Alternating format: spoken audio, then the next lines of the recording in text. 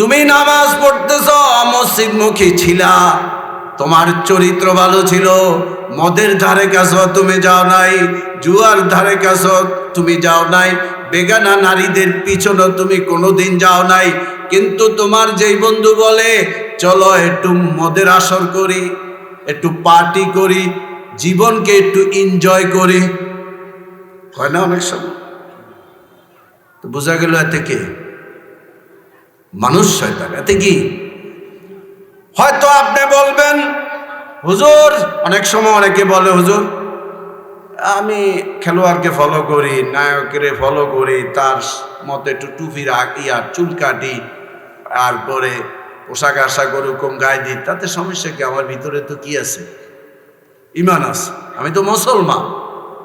হ্যাঁ, বিপদ যখন বন্ধুর আসবে না, তখন আপনারাও কি সেই বিপদে পড়তে হবে। আলমার ও মামান আহাব্বা, রাসূলের একটা হাদিস। আল্লাহ রাসূল বলছে মানুষের হাসর হবে যে যাকে ভালোবাসছে তার সাথে। আর এই খারাপ বন্ধুর সাথে সম্পর্ক হলে ও বেনামাজি, তোমাকেও বেনামাজির দিকে বেনামাজি বানায় ফেলবে। ও নেশা করে, তোমাকেও নেশার মধ্যে নিয়ে যাবে। ও বেগানা নারীদের সাথে চ্যাটিং করে, মোবাইলের মাধ্যমে জুয়া খেলে, তাড়ি খায়, বাবা খায়। ও তোমাকে, ওর সাথে সম্পর্ক হলে তোমাকে আস্তে আস্তে তার দিকে নিয়ে যাবে। এই যে এখানে দেখেন, রাসূলের সাথে বন্ধুত্ব ছিল, রাসূল তাকে কালমা পড়ায়া ইসলামের দিকে আনছে। আর উমাইয়া ইবনে খলফের মতো সন্ত্রাসী মুশরিক, তার সাথেও তার সম্পর্ক আছে। এই কারণে এখন তাকে আবার তাওহীদবাদী থেকে মুশরিকের দিকে নিয়ে যাইতেছে, শিরিকবাদীর দিকে নিয়ে যাইতেছে, এবং রাসূলের সাথে বেয়াদবি করার জন্য প্রস্তাব দিতেছে। তো উকবা ইবনে আবি মুঈত কপাল মন্দ, ওই বন্ধুর বন্ধুত্ব টিকে রাখার জন্য রাসূলের মতো নিঃস্বার্থ বন্ধুকে তিরস্কার করার জন্য, অপমানিত করার জন্য চলে গেছে রাসূলের দরবারে। যায়া যেই মুখে কালমা পড়ে মুসলমান হয়েছিল, সেই মুখে রাসূলের সামনে, রাসূলের চেহারা মোবারকের দিকে থুতু দিছে। কিন্তু আহকামুল হাকিমিন একজন আছেন, উনি দেখছেন আমার হাবিবের কি দোষ। দোষ তো নয়, হাবিব তো এই কমবক্ত কমিনাকে, চির জাহান্নামীকে কালেমার দাওয়াত দিয়ে, হুজুর তো ইচ্ছা করলে খানা খেয়ে চলে আসতে পারতেন, কিন্তু না, খানা না খেয়ে শর্ত জুড়াইয়া দিয়েছেন এবং বলছেন বন্ধু খানা খাবো না যতক্ষণ না তুমি কালমা না পড়বে, অর্থাৎ যতক্ষণ না তুমি আমার রাস্তায় এসে জান্নাতি না হবে ওই পর্যন্ত আমি তোমার খানা খাবো না। এটা তো রাসূলের দোষ না, তার সাথে বন্ধুত্বের বহিঃপ্রকাশ এবং বন্ধুত্বের আসল বন্ধুত্বের প্রমাণ দিলেন। কথা ঠিক কি না? আল্লাহ তাআলার রাগ উঠে গেল যে আমার নবীকে অপমান করতেছে, থুতু নিক্ষেপ করছে। থুতু আপনার কাছে, আমি থুতু বা কিছু ঢিল দিয়ে আপনার কাছে পৌঁছাইতে হলে বাতাসের মাধ্যমে পৌঁছতে হবে। কার মাধ্যমে? বাতাসের মাধ্যমে। তো বাতাস কার নিয়ন্ত্রণে? বাতাস কার কথা শুনে? খাক বাদো আবওয়াত से सब कुछ तेरे गुलाम, रात दिन करते हैं गुलामी, क्या तुम्हारी शान है। আগুন, বাতাস, পানি কার গোলাম? বাতাস যদি নিজের ক্ষমতায় চলতো তাহলে কিন্তু দুনিয়া উল্টা সিধা হয়ে যাইতো। আগুন যদি নিজের ক্ষমতায় জ্বলতো তাহলে নমরুদের আগুন ইব্রাহিমকে যে রশি দিয়া বাঁধা হয়েছে সেই রশিও জ্বালায় ফেললো, কিন্তু ইব্রাহিম আলাইহিস সালাতু ওয়াস সালামের পশমও জ্বালাইতে পারলো না। বোঝা গেল কার হুকুমে চলে? পানি যদি নিজস্ব ক্ষমতায় কাউকে ডুবায় মারত তাহলে একই পানি মূসা এবং ওনার 12টি কওমের জন্য, দলের জন্য রাস্তা হয়ে গেল, আর ফেরাউন এবং তার দলবলকে ডুবায় মারল। তাহলে বোঝা গেল এরা কার নিয়ন্ত্রণে? তো বাতাসটাও আল্লাহর নিয়ন্ত্রণে। আল্লাহ ওই সময় বাতাসকে বললেন, হে বাতাস, তোমার মাধ্যমে আমার হাবিবকে অপমানিত করতেছে, তোমার কাছে থুতু নিক্ষেপ করছে, এটা যেন রাসূলের চেহারা মুবারককে তুমি পৌঁছায় দাও। না না, তুমি এই সময় আমার নির্দেশে চলতে হবে। বাতাস তুমি ভেগে আইসা থুতুটা যে নাপাক মুখ থেকে বাহির হয়েছে তার চেহারার মধ্যে লেগে যাও। বাস, আল্লাহর হুকুমেই তো চলে। বাতাস চলে, থুতু বাতাসে নিয়ে আইসা উকবা ইবনে আবি মুঈতের গালের মধ্যে লেগে গেছে, লাগাই দিছে, অ্যাসিডের মতো জ্বলে গেছে। থুতু কি হয়ে গেছে? অ্যাসিড হয়ে গেছে, গাল কালো হয়ে গেছে। লিডার মানুষ তো এই কালো গাল নিয়ে যদি রাস্তায় বাহির হয়, লজ্জা না? সুন্দর চেহারা তো। ওই জমানার যত হাকিম আসিল, ডাক্তার আসিল, এলাকায় দূরে সবাইকে ডাইকা চিকিৎসা নিছে, মৌত পর্যন্ত। আর এই দাগ, কালো দাগ কি হয় না, ভালো হয়। এজন্য খুব সাবধান।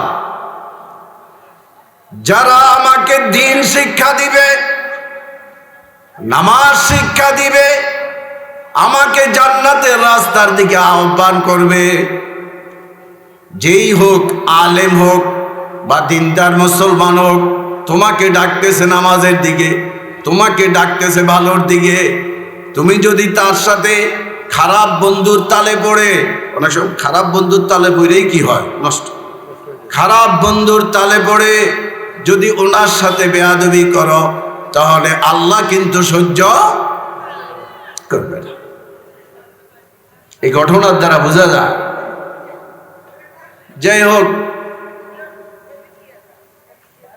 এটা তো তার দুনিয়ার শাস্তি। বদরের যুদ্ধে আবার সে নিহত হয়েছে, উকবা ইবনে আবি।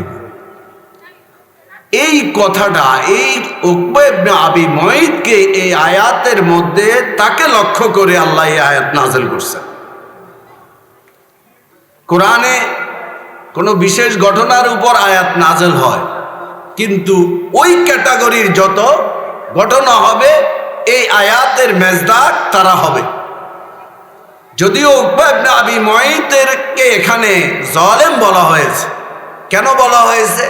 যে সে ভালো বন্ধু ত্যাগ করে খারাপ বন্ধুর সাথে সম্পর্ক রেখে ভালো বন্ধুর সাথে বেয়াদবি করছে, জাহান্নামের পথ অবলম্বন করছে, ওকে আল্লাহ জালেম বলছে। কি বলছে?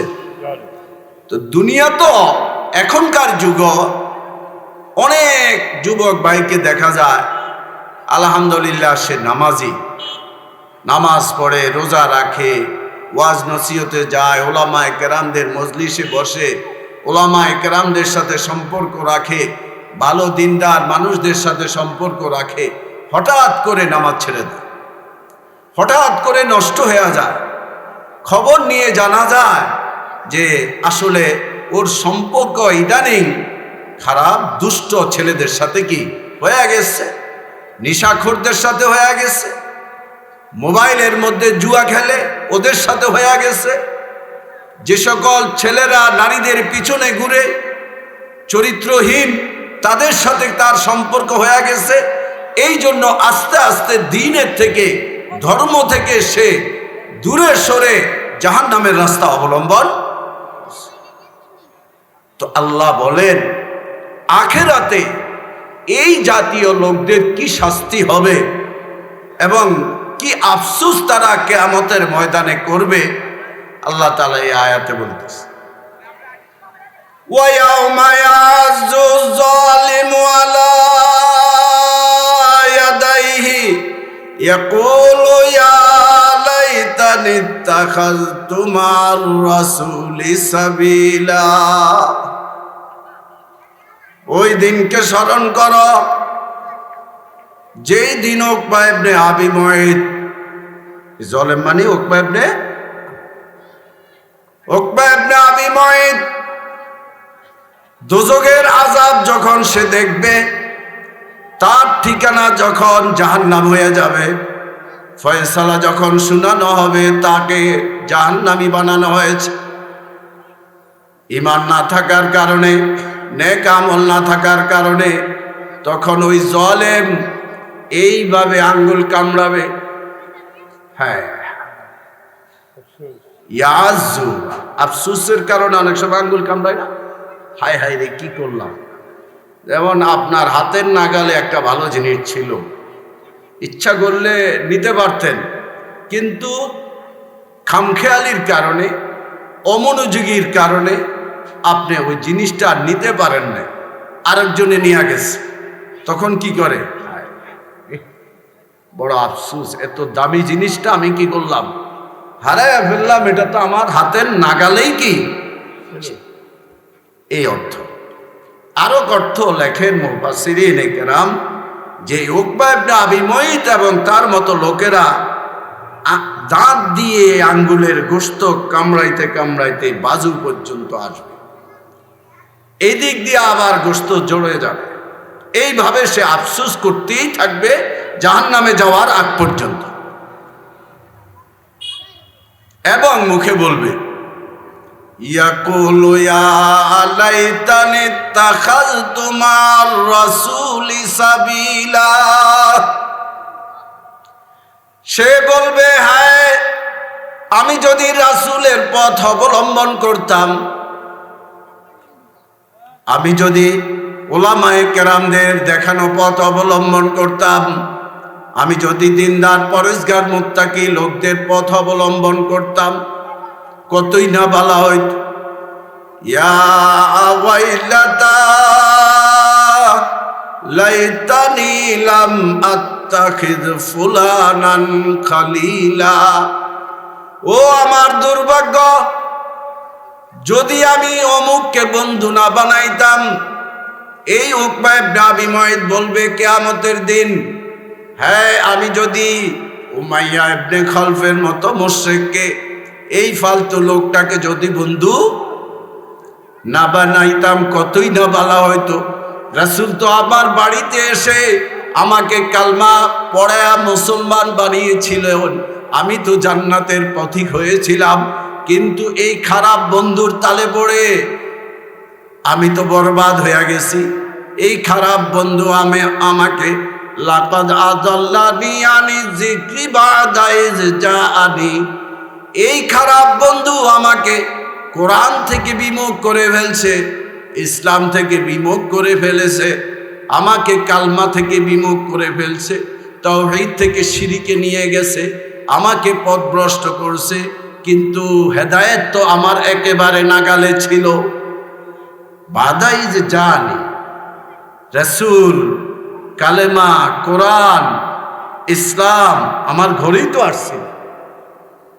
আসার পরে আমি ইসলামের শিক্ষায় শিক্ষিত হয়েছি, কালমা পড়েছি, কিন্তু ওই খারাপ বন্ধু আমাকে ওখান থেকে বাইর করে ফেলছে।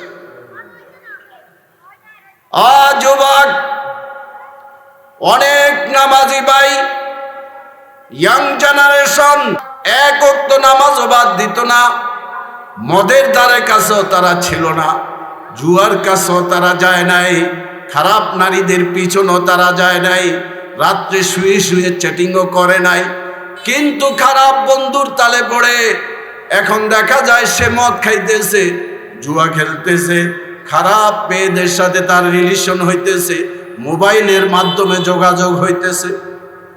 কথা ঠিক কি? তো এই অবস্থায় যখন মারা যাবে, মারা যাওয়ার পরে যখন দোজখের আযাব সে দেখবে, জাহান্নামে তার ঠিকানা হয়ে গেছে, নেক আমলের পাল্লা হালকা হয়ে গেছে, বদ আমলের পাল্লা ভারী হয়ে গেছে।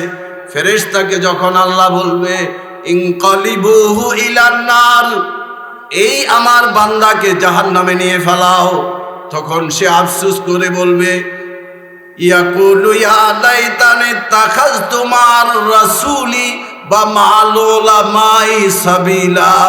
হে রাসূল তো এখন পাবো না আমরা, রাসূলের ওয়ারাসা উলামায়ে কেরাম আছে কিনা? রাসূলদের জায়গাতে এখন কারা আছে? উলামায়ে কেরাম আছে, দ্বীনের পথ প্রদর্শক আছে। তো যারা আলেমদেরকে ত্যাগ করে, আলেমদের কথা না শুনে ফালতু লোকদের কথা নিজের ঈমান আমল ধ্বংস করে ফেলছে, মোবাইলের কারণে নায়কদের পথ অবলম্বন করতেছে, ওদের সাথে তাদের সম্পর্ক হয়ে গেছে খারাপ ফালতু খেলোয়াড়দের সাথে সম্পর্ক। আজকাল আমাদের যুবক ইয়াং জেনারেশনদেরকে দেখলে, তাদের চেহারা দেখলে বোঝা যায় না মুসলমানের সন্তান না ইহুদি খ্রিস্টানের সন্তান। চুলের কাটিং ভিন্ন, জামা কাপড় ভিন্ন। জিজ্ঞাসা করলে বলে হুজুর অমুককে তো ভালোবাসি, এই জন্য তার মতো চুল কি করতেছি। কি এরকম হইতেছে না? গেঞ্জির মধ্যে নায়িকার ফটো, নায়কের ফটো। যুবক, তুমি যে বিদেশি খেলোয়াড়ের সাথে সম্পর্ক রাখছ, তার ফলোয়ার্স হয়েছ, তাকে ফলো করতেছ, রোল মডেল তাকে বানাইতেছ। এত আব্বা জানের প্রবাসী ভাইদের আব্বার, প্রবাসী আব্বার পাঠানো টাকা তুমি ব্যয় করতেছ, আম্মা থেকে টাকা নিয়ে নিয়ে তুমি মোবাইলের মধ্যে এমডি ঢুকায়া বিভিন্ন খেলোয়াড়কে ফলো করো, তার খেলা দেখো এবং নায়ক নায়িকাদের ছায়া ছবি দেখো। এটার দ্বারা তোমার তো অর্থ ব্যয় হইতেছে, ওদের কিন্তু ব্যালেন্স বাড়তেছে, কারণ ফলোয়ার যত বাড়বে ওদের অ্যাকাউন্টে একটা পয়সা জমা হয়, টাকা পয়সা জমা হয় কিনা? ওরা তো দুনিয়াতে সুন্দর জীবন যাপন করতেছে তোমার টাকা দিয়ে, তোমার আব্বার মেহনতের টাকা দিয়ে, কিন্তু তোমার কি লাভ হলো? দুনিয়াও শেষ, আখেরাত কি? আজ এই বন্ধু তুমি যদি একটু বিপদে পড়ো, আসবে, একটু ফোন করবে, কেমন আছো বন্ধু, খোঁজখবর নিবে। কিন্তু যদি তুমি এলাকার উলামায়ে কেরামকে ভালোবাসতা, তুমি দিনদার একজন পরেজগার মুত্তাকিকে ভালোবাসতা, তোমার সাথে ওনার যদি মোবাইলে সম্পর্ক থাকতো, তাহলে আজ যখন তুমি মসজিদে আসতা না, দুই ওয়াক্ত যখন না দেখতো, ইমাম সাহেব বলতো খবর কি, ওনাকে দেখা যায় না। খবর নেওয়ার পরে যখন জানতো তুমি অসুস্থ, নবীর আদর্শে আদর্শবান আলেম এবং উলামায়ে কেরাম দিনদার ভাই তোমাকে দেখার জন্য যাইতো কিনা? ওরা কি যাবে? নবীকে যদি রোল মডেল মানো, নবীর মতো নিজের চেহারাকে সাজাও, নিজের বডিকে সাজাও, নবীর উসওয়ায়ে হাসানাকে তুমি যদি জীবন পাথেও মানো, তাহলে দুনিয়া তো শান্তি, পরকালও শান্তি, যেখানে সকল নবী, আম্বিয়ায়ে কেরাম, রাসূলগণ সবাই নাফসি নাফসি নাফসি নাফসি বলবে, একজন লোক শুধু বলবে উম্মতি উম্মতি উম্মতি। আল্লাহ আমার উম্মতকে বাঁচান, আমার উম্মতকে বাঁচান, আমার উম্মতকে বাঁচান। সেটা হলো কে? আমাদের নবী মুহাম্মদ মুস্তাফা সাল্লাল্লাহু আলাইহি ওয়াসাল্লাম। সেই নবীকে তুমি বাদ দিতেছ। তোমার চেহারা 3.5 হাত বডির দিকে তাকাইলে রাসূলের একটা সুন্নাহ দেখা যায় না, তোমার লেনদেনের মধ্যে রাসূলের সুন্নাহ দেখা যায় না, তোমার বিবাহ শাদীর মধ্যে রাসূলের সুন্নাহ দেখা যায় না, তোমার সামাজিক জীবনের মধ্যে রাসূলের সুন্নাহ দেখা যায় না, তোমার দাম্পত্য জীবনের মধ্যে রাসূলের সুন্নাহ দেখা যায় না। বিজাতিদের পথ অনুসরণ করতেছ, তাদেরকে রোল মডেল বানাইতেছ, নিজের ঘরটাকে বিদেশি খেলোয়াড়ের রুচি মতো তুমি সাজাইতেছ, নায়কদের রুচি মতো তুমি সাজাইতেছ, নষ্টা মহিলাদের রুচি মতো তুমি সাজাইতেছ, খারাপ বন্ধুদের তালে পড়ে তাদের দিক নিদর্শন মতো নিজের পরিবেশকে সাজাইতেছ। কি লাভ হবে? ওরা তো নিজেও জাহান্নামে যাবে, তোমাকেও জাহান্নামে নিয়ে যাবে। কিন্তু যদি আকায়ে নামদার তাজদারে মদিনা মুহাম্মদ মুস্তাফা সাল্লাল্লাহু আলাইহি ওয়াসাল্লামের সাথে সম্পর্ক রাখ, সম্পর্ক খালি মুখে বললে হবে না, প্রমাণ দিতে হবে। হ্যাঁ, সব মুসলমানকে জিজ্ঞাসা করলে, ছোট বড়, মাসুম বাচ্চা, নারী পুরুষ, যাকেই জিজ্ঞাসা করেন হুজুরকে ভালোবাসেন, নবীকে ভালোবাসেন, হুজুর এটা কি প্রশ্ন করলেন? হুজুরকে ভালোবাসবো না বাসবো কাকে? হ্যাঁ, আল্লাহকে ভালোবাসেন। হ্যাঁ, কিন্তু দেখা যায় এটা তো শুধু মুখে, মুখে নবীকে ভালোবাসো, কিন্তু তোমার 3.5 হাত বডির মধ্যে নবীকে পাওয়া যায় না, নবীর প্রতিচ্ছবি দেখা যায় না, তোমার লেনদেনের মধ্যে রাসূলের আদর্শ নাই। তো এটা যদি হয়, কাল হাসরের ময়দানে নবীর ফলোয়ার হওয়ার কারণে লাইনে তো দাঁড় করানো হবে, দাঁড়াইবেন আপনি, যেহেতু আপনি নবীর উম্মত, নবীর ফলোয়ার্সের একজন। ফলোয়ার মানে উম্মত, কথা বুঝছেন নি? দাঁড়ানোর পরে সবাই হাউজে কাউসার পানি পান করার জন্য দাঁড়াইবে, কিন্তু কিছু উম্মত যখন পানি নিতে যাবে, রাসূলও দিতে যাবেন, এই সময় পর্দা দিয়া তাদেরকে আলাদা করে ফেলা হবে। রাসূল পানি দিবেন না, তারাও পানি নিতে পারবেন না। রাসূল বলবেন, কেন পর্দা পড়লো? ওরা তো আমার ফলোয়ার, আমার উম্মত। গায়েবের থেকে আওয়াজ আসবে, রাসূল এরা মুখে মুখে আপনাকে ভালোবাসার কথা বলছে, উম্মতের খাতায় তো নাম আসছে, কিন্তু আপনাকে ফলো করে নাই। ফলোয়ার্স হইতে হইলে ফলো করতে, রোল মডেল বানাইতে হবে। খেলোয়াড়ের চুল যদি তোমার চুল হইতে পারে কাটিং, দাড়ি মোছ ওই কাটিনের হইতে পারে, পোশাক হইতে পারে, লেনদেন ওইভাবে করো, বিবাহ শাদী তাদের মতো করো, তাহলে কিসের মোহাব্বত রাসূলের? কোন মুখে হাসরের ময়দানে হাউজে কাউসারের পানি তুমি পান করবে?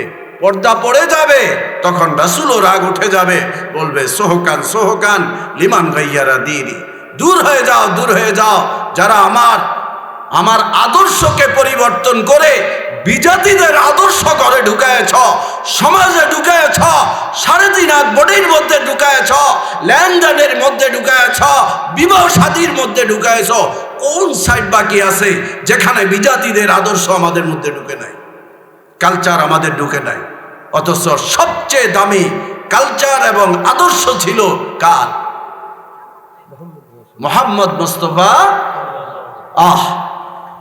কেমন লোক ছিলেন, যার সোহবতে আসার কারণে, যাকে বন্ধু বানানোর কারণে পুরা দুনিয়ার ওই যুগের ভদ্র মানুষগুলি ওনাদেরকে অভদ্র জাতি বলতেন, সাহাবাদেরকে মূর্খ জাতি বলতেন, বলতেন না?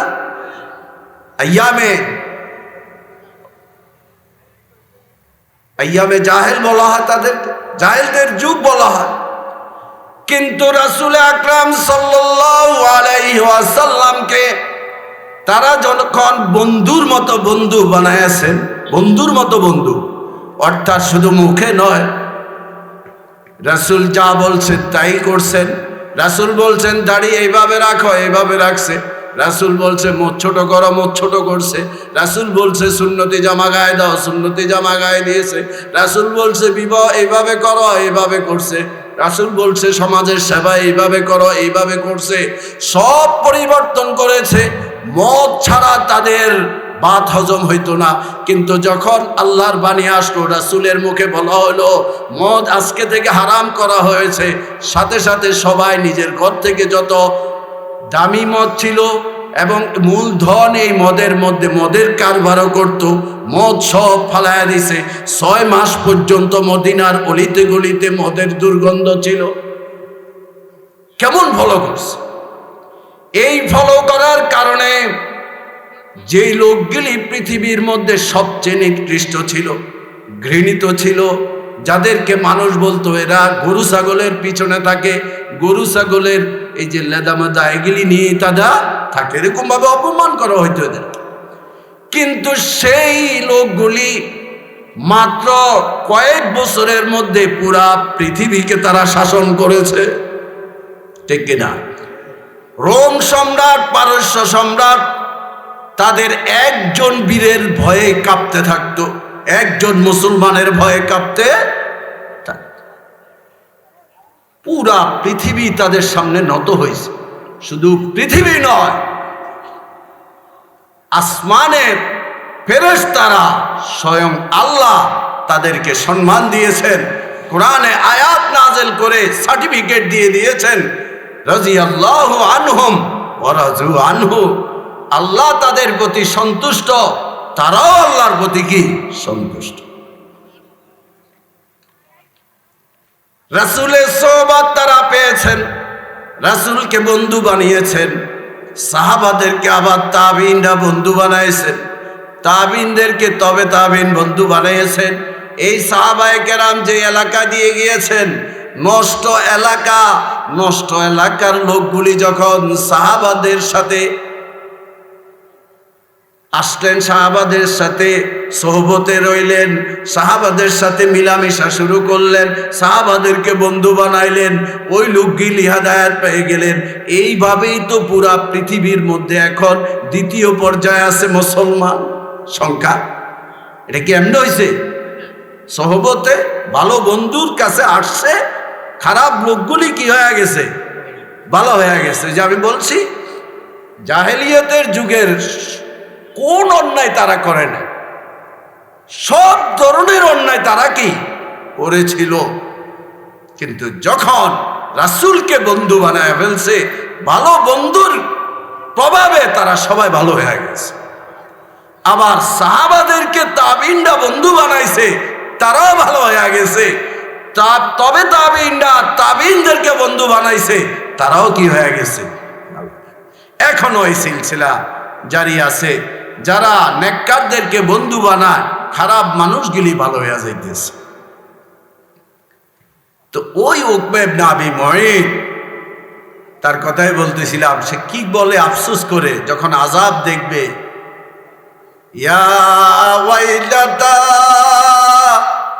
লাইতানি লাম আত্তাখিয ফুলানান খালিলা। ও আমার দুর্ভাগ্য, যদি অমুক উমাইয়া ইবনে খলফকে আমি বন্ধু না বানাইতাম, কারণ সে তো আমার সর্বনাশ করে দিয়েছে। লাকাদ আযাল্লানি আনি যিকরি বাদা ইয জানি, সে তো আমাকে জিকিরের থেকে, অর্থাৎ কোরআন থেকে, তাওহীদ থেকে আমাকে গুমরা ফেলেছে। ওই তাওহীদটা তো আমার কাছে আসছিল, ঘরে আসছিল না রাসূল, তাওহীদের বাণী নিয়ে আসছিল না। এরপর আল্লাহ বলেন, ওয়াকানা শাইতানু লিল ইনসানি খাজুলা, শয়তান মানুষের জন্য বহুত মারাত্মক প্রতারক। সবচেয়ে বড় প্রতারক হলো কে? শয়তান। শয়তান বলতে কোন শয়তান? দুই শয়তান আছে। শয়তান দুই রকম। এক ধরনের শয়তান তো ইবলিসের বংশধর, জিন্নাতের। আরেক ধরনের শয়তান আছে মানুষের মাঝে, মানুষ শয়তান। মানুষ শয়তান কারা? একবারে সহজ পরিচয় হলো, আপনি নামাজ পড়তেছেন, আপনাকে নামাজের থেকে যারা ফিরাইতেছে। বোঝা গেল এতে কি? ও যুবক, তুমি নামাজ পড়তেছ, মসজিদমুখী ছিলা, তোমার চরিত্র ভালো ছিল, মদের ধারে কাছে তুমি যাও নাই, জুয়ার ধারে কাছে তুমি যাও নাই, বেগানা নারীদের পিছনে তুমি কোনোদিন যাও নাই। কিন্তু তোমার যেই বন্ধু বলে, চলো একটু মদের আসর করি, একটু পার্টি করি, জীবনকে একটু এনজয় করি, হয় না অনেক সময়? তো বোঝা গেল এতে কি? মানুষ শয়তান। এতে কি? হয়তো আপনি বলবেন, হুজুর, অনেক সময় অনেকে বলে, হুজুর আমি খেলোয়াড়কে ফলো করি, নায়কের ফলো করি, তার মতো একটু টুপি রাখি আর চুল কাটি, আর পরে পোশাক আশাক ওরকম গায়ে দিই, তাতে সমস্যা কি? আমার ভিতরে তো কি আছে? ঈমান আছে, আমি তো মুসলমান। হ্যাঁ, বিপদ যখন বন্ধুরা আসবে না, তখন আপনারাও কি সেই বিপদে পড়তে হবে। আলমার ও মামান আহাব্বা, রাসূলের একটা হাদিস। আল্লাহ রাসূল বলছে, মানুষের হাসর হবে যে যাকে ভালোবাসছে তার সাথে। আর এই হাদিসটা, হাদিসের কিতাবের মধ্যে একটা অধ্যায় আছে, কিতাবুল লেবাস, পোশাকের অধ্যায়, পোশাক কেমন হওয়া দরকার, হুজুর পোশাকের ব্যাপারে কি দিক নির্দেশন দিয়েছেন, ওই জায়গাতেই হাদিসটা আনছেন মুহাদ্দিসিনে কেরাম। তাহলে বোঝা গেল আলমার ও মামান আহাব্বার অর্থ যার পোশাক বিজাতির মতো হবে, যার লেনদেন বিজাতির মতো হবে, যার শরীরের গঠন বিজাতিদের মতো হবে, তার হাসর তার সাথে হবে। যদিও আমি ইমানদার হওয়ার দাবি করি, মুসলমান হওয়ার দাবি করি, তারপরও আল্লাহর নবী বলতেছে তার হাসর তার সাথে হবে। আমি বুখারী শরীফে যে হাদিস পড়ছি সেখানেও আল্লাহ রাসূল এটাই বলছে, আলমার ও আলা দীনে খালিলি, প্রত্যেক মানুষকে বিবেচনা করা হবে তার বন্ধুর ধর্মের উপর, কালচারের উপর। এই জন্য রাসূল হুঁশিয়ার করে উম্মতকে, ফালিয়ানজুর মাই ইউখালিল, সুতরাং তুমি একটু বিবেচনা করো, চিন্তা করো, দেখো কাকে তুমি বন্ধু বানাইতেছ। তুমি যদি জুয়াবাজরে, জুয়া খেলুন্ডারে বন্ধু বানাও, বেনামাজিরে বন্ধু বানাও, অসৎ চরিত্রকে বন্ধু বানাও, সে যাবে কোথায়? জাহান্নামে। খেলোয়াড় যাবে কোথায়? জাহান্নামে। নায়ক নায়িকারা যাবে কোথায়? জাহান্নামে। তো তোমার ঈমান যদিও থাকে, কিন্তু ওদের সম্পর্কের কারণে কিছুদিনের জন্য হলেও জাহান্নামে জ্বলতে হবে। এটার উদাহরণ হলো, আমার ওস্তাদ দিতেন উদাহরণটা, কয় ব্যাঙ আর ইঁদুর, যদিও বাস্তবতার সাথে এটা সম্পর্ক নাই, উদাহরণ দিয়েছে বুঝানোর জন্য, মিসাল দিয়েছে। আল্লাহ কোরআনে অনেক জিনিস বুঝানোর জন্য কি দিয়েছেন? উদাহরণ দিয়েছে। তো ব্যাঙ আর ইঁদুরের মধ্যে বন্ধুত্ব হয়েছে, কিন্তু দুইটার জায়গা ভিন্ন, আবাসস্থল কি ভিন্ন। ইঁদুরে থাকে খেরের পাড়ায়, ব্যাঙে থাকে পানিতে।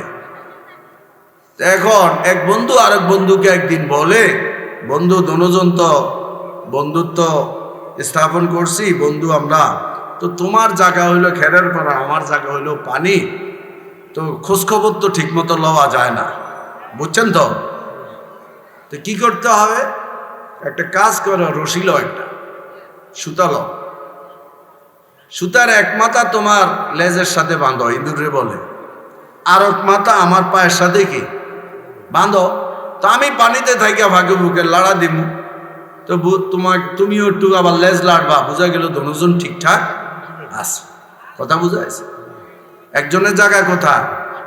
আরেকজনের। ওই আমেরিকার সাথে সম্পর্ক রাখছো, আমেরিকার খেলোয়াড়ের সাথে, আরো কি কি আছে না, এদের সাথে খেলোয়াড় বা ইন্ডিয়ার কোনো নায়কের সম্পর্ক রাখছো, এর ঠিকানা কই? দুনিয়ারটাই ধরি, কোথায়? ইন্ডিয়া। এখানে তুমি সম্পর্ক কির সাথে হইতেছে? মনের সম্পর্ক হইতেছে, একটা রশির টান আছে, সেটা কি? অনকার মোবাইল আছে, অনকার কি? আচ্ছা, এখন আম গাছের মধ্যে, পুষ্কুনির পারে আম গাছ একটা ছিল, ওটার মধ্যে আসা চিল আসছে, কি শিকার, তার খানার শিকার করার জন্য আসছে। তো পুষ্কুনির দিকে তাকায় আছে, মাছ টাছ বাড়ছে কিনা, এমনি দেখে ব্যাঙে বাড়ছে। কি বাড়ছে? ব্যাঙ বাড়ছে। বাসার পরে ব্যাঙের কি দিছে? থাবা দিছে। থাবা দিয়া শিকার করছে কয়টা? উপরের দিকে উঠতে আছে, কিরে শিকার করলাম ব্যাঙ, নিচে দিয়ে ভারী ভারী লাগে, দেখতেছে খেরের পাড়ার থেকে আর একটা কি। আচ্ছা, ইন্দুরে বিপদে পড়ছে কেন? শিকার তো ইন্দুরকে করে নাই, চিলে কি ইন্দুরে শিকার করছে? কারে করছে? তো ও বিপদে বললো কা? আরে সুতার টানে, বন্ধুত্বের টানে, বুঝে আসছে? সুতরাং যতই বলো আমি মুসলমান, আমি ইমানদার, যদি সম্পর্ক কোনো কাফেরের সাথে হয়, অর্থাৎ তার কালচার তুমি ব্যবহার করো, তার মতো তুমি বডিকে সাজাও, তার মতো তুমি সমাজকে সাজাও, তার মতো তুমি তোমার দাম্পত্য জীবনকে সাজাও, তার মতো তুমি বিবাহ করো, তাহলে ও তো জাহান্নামে যাওয়াটা নিশ্চিত না, এটাতে কোনো সন্দেহ আছে? যদি কালমা তার নসিব না হয়, মৃত্যুর আগে যদি হয়, তাহলে তো ভালো কথা, নতুবা তার ঠিকানা কই? এখন জাহান্নামে যখন তারে ফালাইব, ওই সম্পর্কের টানে আমি মুসলমান হওয়া সত্য কিছুদিনের জন্য হইল জাহান্নামে যেত। কথা বুঝার। এই জন্য বাবারা, যুবক ভাইয়েরা, কোনোদিন খারাপ বন্ধুকে নিজের আপন বানায়ও না। ভালো ভাই, ভালো মানুষের সাথে তোমার সম্পর্ক জোড়াও। আল্লাহ নবী কত সুন্দরভাবে উপমা দিয়েছেন, যদি ভালো বন্ধুকে তুমি বন্ধু বানাও, তুমি যদি খারাপও হও, আস্তে আস্তে ওই ভালো বন্ধুর অভ্যাসগুলি তোমার ভিতরে আসবে, ভালো বন্ধুর চাল চলনগুলি তোমার ভিতরে আসবে, ভালো বন্ধুর অভ্যাসগুলি তোমার ভিতরে আসবে। রাসূল উপমা দিয়েছেন, ভালো বন্ধু আর খারাপ বন্ধুর উপমা হলো আতর বিক্রেতা আর কামার। আতর বিক্রেতা আর কি? আতরের ব্যবসায়ী আর কামার। ভালো বন্ধুর উপমা হলো আতরের ব্যবসায়ী, আর খারাপ বন্ধুর উপমা হলো কামার। এটা বোঝার জন্য আমরা কামারকে, তার পেশাকে আমরা খারাপ বলি না, কিন্তু তার ওই পেশা থেকে যে খারাপ জিনিসটা বন্ধুত্বের কারণে আসে সেটা বোঝানোর জন্য রাসূল এই উপমা দিয়েছেন। ঠিক আছে, 5 মিনিট আছে। হ্যাঁ, তো এখন আপনার যদি আতরের ব্যবসায়ীর সাথে সম্পর্ক হয়, তো অবশ্যই তার দোকানে তো যাওয়া হবে না? বন্ধুর দোকানে যাবে না? আসা যাওয়া তো থাকবে। তো বন্ধুর দোকানে গেলে কোনো না কোনো দিন হয়তো বন্ধু এক শিশি আতর আপনারে কি দেবে। আর এটা যদি নাও হয়, বন্ধু যদি বখিলও হয়, তো আপনি আতরের ঘ্রাণ পেলে, পকেটে টাকা আছে, খুব ভালো ঘ্রাণ লাগে, লোভ লাগবে, আর ভাই বন্ধু আমাকে এক শিশি আতর, তাহলে ভালো জিনিস কিনার কি সুযোগ হবে। আর এটাও যদি না হয়, যতক্ষণ ওই বন্ধুর পাশে আছেন, দোকানে বসা আছেন, ওর সোহবতে আছেন, ততক্ষণ তো আপনি সুঘ্রাণ পাবেন, ভালো ঘ্রাণ পাবেন না। আর যদি কামারের সাথে সম্পর্ক হয়, তাহলে কামারের বাড়িতে যাবেন, তার দোকানে যাবেন, সে যখন সুদিয়া কয়লা মধ্যে আগুন ধরাইবে বা ওইটাকে টানবে, তো টানলে এই বাতাসের তালে তালে আগুনের ছোট্ট টুকরা হয়তো আপনার শরীরে আইসা লাগবে, জামা কি হবে? পোড়া যাবে। এটাও যদি না হয়, তো ধুয়া তো আসবে, এবং খারাপ গন্ধ তো, দুর্গন্ধ তো আসবে। তো আল্লাহ নবী বলেন, নামাজি, পরেজগার, মুত্তাকি, জান্নাতি মানুষদের সাথে যদি তোমার সম্পর্ক হয়, তাহলে যেহেতু সে ভালো জিনিস নিয়ে আসে, একদিন না একদিন তুমিও নামাজি হয়ে যাবে। আর এটাও যদি না হয়, অন্তত যতক্ষণ তার সাথে থাকবে ভালো কথাই শুনবে, খারাপ জিনিস সে কোনো দিন তোমাকে বলবে না আসো মদ খাই, আসো জুয়া খেলি, আসো অমুক নারীর পিছনে যাই, আসো চেটিং করি, আসো পার্টি দিয়ে নিজের জীবনকে এনজয় করি, গুনাহ করি, এই প্রস্তাব সে কোনো দিন দিবে না। কারণ তার আল্লাহর ভয় আছে। আরে আমি যদি তাকে খারাপের দিকে আহ্বান করি, সে যদি ওই খারাপ কাজটা করে, আমি না কইরেও তো তার গুনার ভাগী হব। কথা ঠিক নেই? এই জন্য কোনোদিন সে তোমাকে খারাপের দিকে নিবে না। তুমি তার সাথে সম্পর্ক রাখলে ভালোই ভালো পাবে, ভালোই ভালো তোমার হাসিল হবে, অর্জন হবে। আর যদি খারাপ বন্ধুর সাথে তোমার সম্পর্ক হয়, তাহলে ওই যে কামারওয়ালার মতো দুর্গন্ধেই দুর্গন্ধ এমন জিনিস হবে, এমন জিনিস তোমার দ্বারা হয়ে যাবে, সে করাবে। তোমার মাথা ছিল উঁচু, তোমার আব্বাজানের মাথা ছিল উঁচু, তোমার আম্মা তোমাকে নিয়ে গর্ব করত, তোমার দাদা তোমাকে নিয়ে গর্ব করত, তোমার ভাই বোন তোমাকে নিয়ে গর্ব করত। আমার ভাইয়ের চরিত্র খুব ভালো, আমার ভাই নামাজি, আমার ভাই রোজাগুলি ঠিক মতো রাখে, আমার ভাই কোনো দিন মদ খায় নাই, কোনো দিন জুয়া খেলে নাই। কিন্তু খারাপ বন্ধুর তালে পড়ে এমন সমস্যা তুমি করে ফেলছ, যে আব্বা মাথা উঁচু করে 5 ওয়াক্ত নামাজ মসজিদে পড়তো, এখন আর আব্বা মাথা উঁচু করে মসজিদে আসার সাহস পায় না, যেহেতু ছেলের দ্বারা এমন জিনিস হয়ে গেছে। এখন লজ্জার কারণে সমাজে মুখ দেখাইতে, ঘরের ভিতরে বসে বসে চোখের পানি ফেলায়, আম্মা চোখের পানি ফেলায়, আম্মা বাপের বাড়িতে বেড়াইতে যায় না, বোনের বাড়িতে বেড়াইতে যায় না, পাশের বাড়িতেও যায় না, বান্ধবীদের সাথে দেখা করে না। কারণ ছেলে বা মেয়ের দ্বারা এমন ঘটনা ঘটে গেছে যেটার দ্বারা এখন আর মুখ দেখানো, মাও কাঁদতেছে, আব্বাও কাঁদতেছে, আর আল্লাহর কাছে ফরিয়াদ করতেছে, ওগো মাওলা, সন্তান তো চেয়েছিলাম তোমার কাছে, অনেক নফল রোজা রেখেছি, অনেক নামাজ পড়েছি, আলেম ওলামাদের থেকে দোয়া চেয়েছি, তুমি একটা সন্তান দিলা, কিন্তু আজ এই সন্তান তো আমাদেরকে শেষ করে ফেলছে। যদি এরকম সন্তানে তুমি দেওয়ার থাকতো, আমাদেরকে না দিলেই তো ভালো হতো, নিঃসন্তান থাকতাম, কতই না ভালো হইতো। এরকম হইতেছে না ঘটনা? এখন হইতেছে না কেন? 8 বছরের বয়সের, 10 বছরের বয়সের আগে বাচ্চারা 25 বছর বয়সের পরে যায় একটু দুষ্টামি করত, কিন্তু এখনকার বয়সের 7-8 বছরের বাচ্চা মা বাপের সাথে দুর্ব্যবহার করে, আব্বার সাথে বেয়াদবি করে, সমাজের মুরব্বীদের সাথে বেয়াদবি করে, মার সাথে বেয়াদবি করে। তার কারণ হলো ওই যে বখাটে ছেলেদের সাথে সম্পর্ক, খারাপ ছেলেদের সাথে সম্পর্ক, দুর্চরিত্র ছেলেদের সাথে সম্পর্ক। এই জন্য ভালো ফ্যামিলির হওয়া সত্য, ভালো আব্বা আম্মার হওয়া সত্য, তারা নষ্ট হয়ে যাইতেছে। এই জন্য বাবারা, হাত জোড়ে করে তোমাদেরকে বলবো, কোরআনের এই আয়াতের উপর বিশ্বাস রাখো।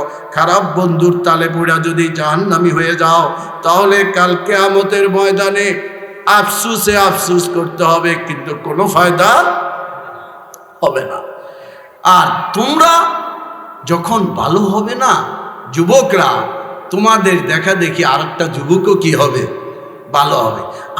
এবং তুমি যখন আরেক যুবককে নামাজের কথা বলবে না, তখন তার কাছে এটা তাড়াতাড়ি গ্রহণযোগ্য হবে। আমরা বললে কয়, হুজুররা তো, হুজুর গো কামাই তো এটা, কয় না? একটা কলেজের ছেলে যদি নামাজি হয়, 10টা কলেজের ছেলে হেদায়েত পেয়ে যায় সহজে। সে মনে করে ও তো কলেজে পড়ে, ও তো একই পাশে আমরা বসছি, সে কোনো মেয়ের সাথে রিলেশন নাই, তাহলে আমি কেন রিলেশন করব? সে নামাজ পড়ে, আমি কেন পারবো না? এই ওর দেখা দেখি এও নামাজি হয়ে যায়। আলহামদুলিল্লাহ, এখন অনেক ইয়ং জেনারেশন স্কুল কলেজের ভার্সিটির ছেলেদেরকে দেখলে আমাদের গর্ব লাগে। আলহামদুলিল্লাহ, তাদের দাড়ি, মাথায় পাগড়ি, 5 ওয়াক্ত নামাজ জামাতের সহিত, এরশাক পড়ে, আউয়াবিন পড়ে, তাহাজ্জুদ পড়ে। আমার কাছে কিছুদিন আগে 10-12টা ছেলে আসছে, ওরা মনে করছিলাম আমি মাদ্রাসার ছেলে। তখন আমি বললাম, কোন মাদ্রাসায় পড়ো তোমরা? কয় না হুজুর। মুস্কি হাসি দিয়া বলতেছে, না হুজুর, আমরা তো মাদ্রাসায় পড়ি না, আমরা ভার্সিটিতে পড়ি। আমার চোখের পানি এসে গেছে, আমি সবগুলিকে বুকে জড়ায় ধরছি। বাবা, আল্লাহ তোমাদেরকে কবুল করুক। এই খারাপ জায়গা তো তোমরা যে এইভাবে রাসূলের আদর্শ নিয়ে টিকে আসো, তোমাদের এই শুধু দেখা দেখে ইউনিভার্সিটি ভার্সিটির ছেলেরা হেদায়েত পাবে, যেটা আমরা হাজারো ওয়াজ করেও কি পারবো না। তোমরা যেটা তোমাদের এই চাল চলনের দ্বারা যেটা পারবে, তোমরা এটার উপর টিকে থাকো। ঝড় তুফান আসবে, পরীক্ষা আসবে, পরীক্ষা উত্তীর্ণ হতে পারলেই দুনিয়া তো শান্তি, আখেরাত কি শান্তি। এবং এমনভাবে রাস্তা খুলবে, তোমার দুনিয়াতে কোনো জিনিসের অভাব হবে না। আজকাল দেখা যায় কোটি কোটি টাকার মালিক শুধু একটা ভালো চরিত্রের ছেলে তালাশ করে নিজের কোটিপতির মাইয়ার বিবাহ দেওয়ার জন্য, ঠিক নেই? আর যদি তুমি নষ্ট হয়ে যাও, বাবারা, তোমরা যারা আসো, পড়ালেখা যারা করতেছ, মেহেরবানি করে এই কয় বছর, 20-25 বছর পর্যন্ত একটু কষ্ট করো, চরিত্র ঠিক রাখো, পড়ালেখা ঠিক মতো করো। আগামী প্রজন্মকে নেতৃত্ব তোমরা দিবা। তোমরা যদি ভালো হও, রাষ্ট্র কি হয়ে যাবে? ভালো হয়ে যাবে। ভালো লোকের যথেষ্ট কি অভাব। আর যদি হেলায় বেলায় নষ্ট করে ফেলো, এখন নিশায় পড়ে যাও, মদে পড়ে যাও, জুয়া খেলো, খারাপ মেয়েদের পিছনে পড়ো, তাহলে ভবিষ্যৎ তো একেবারে অন্ধকার। তোমার থেকে যে বাচ্চারা আসবে, তোমার ঘরে যে মেয়ে আসবে, বহুত আশা নিয়ে তোমাকে বিবাহ করবে, কিন্তু দেখবে না তোমার তো চরিত্র খারাপ। সামনে যে বাচ্চারা আসবে তোমার নেশার কারণে তুমি নষ্ট, বাচ্চারাও কি হয়ে যাবে, নষ্ট হয়ে যাবে, বিকলাঙ্গ বাচ্চা হবে। হইতেছে এরকম। এই জন্য নিজের ভবিষ্যৎ উজ্জ্বল করার জন্য আল্লাহ এবং আল্লাহর রাসূলের পথে চলো, ভালো মানুষের সোহবতে আসো, ইনশাআল্লাহ আগামী প্রজন্ম তোমাদেরকে ফলো করবে, তোমাদের পিছে গাড়ি দৌড়বে, মানুষ দৌড়বে। তোমরা এখন যেরকম নায়ক পিছে দৌড়তে আসো, দৌড়ার দরকার নেই। ভালো মানুষের পিছনে দৌড়ো, আবার পরের প্রজন্ম তোমাদের পিছনে গিয়ে দৌড়বে, তোমাদেরকে মাথায় রাখ। আল্লাহ তাআলা আমাদের সবাইকে